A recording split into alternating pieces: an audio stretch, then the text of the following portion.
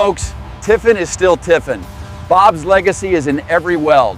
Don't believe the forums. Nothing has changed at the factory. Is the Tiffin legacy dead, or did the quality control just walk out the door with the founder's grandson? Owners are running into a massive shift in how Tiffin motorhomes are being built and serviced.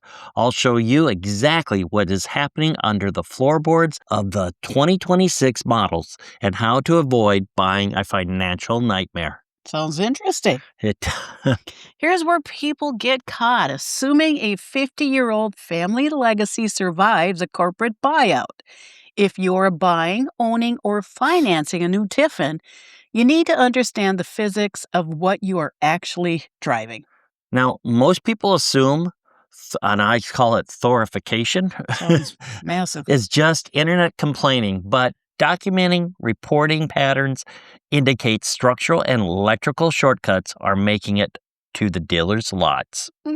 Today, we are giving you the exact forensic PDI checklist to protect yourself before you sign the contract. In December 2020, Thor Industries bought Tiffin. Fast forward to 2026, and Lee Tiffin, the grandson of the founder, resigns to join National Indoor RV Centers. Wow. When the CEO leaves the manufacturer to join a dealership network famous for heavy service inspections, it tells us the buffer between engineering and cost cutting is gone. The burden of fixing the coach just shifted from the factory to the dealer. And it seems like it's been that for the last, I think, since COVID. Yeah, there's been Feels a like lot of it's ups and downs. I know. Mhm. Let's get under the metal. The Wayfarer is built on a Mercedes-Benz Sprinter chassis, but Mercedes doesn't build the back half. Tiffin welds on the frame extensions to hold your heavy slides and your hitch. I'm looking at the stress points. See this weld? That is a cold lap. The filler metal didn't fuse with the base metal. Owner data shows a consistent pattern of cavity formations on these extensions. If that extension flexes while you're towing a heavy vehicle at 65 miles per hour, the resulting damage isn't just cosmetic, it's catastrophic. Do not sign the paperwork until a certified inspector looks at these exact welds. So John, he looks at the metal. I look at the filings. We track patterns, not rumors.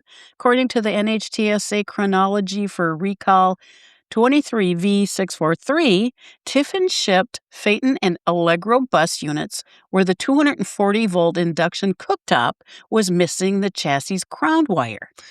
How is that possible? Anything's possible.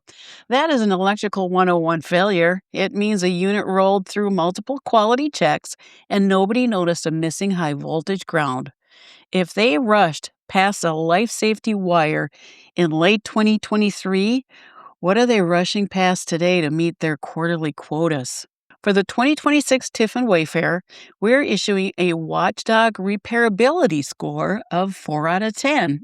The Mercedes engine is bulletproof, but the house, electrical, and frame extensions require specialized dealer intervention.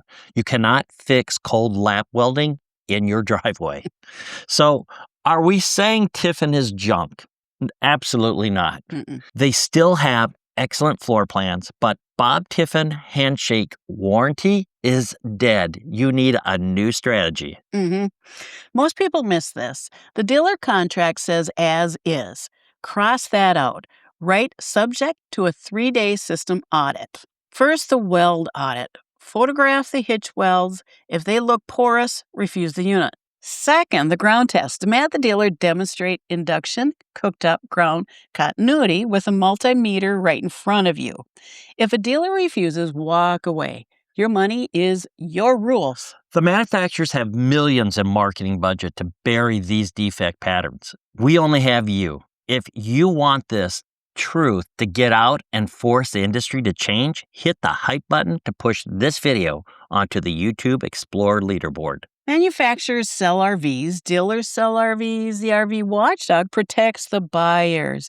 This channel reports on patterns of owner-documented issues. No determination of defect, liability, or manufacturer fault is made. All sources and NHTSA filings are linked below. And if you think Tiffin is the only one cutting corners, there's a massive crisis happening right now with Lippert Frame Flex on fifth wheels.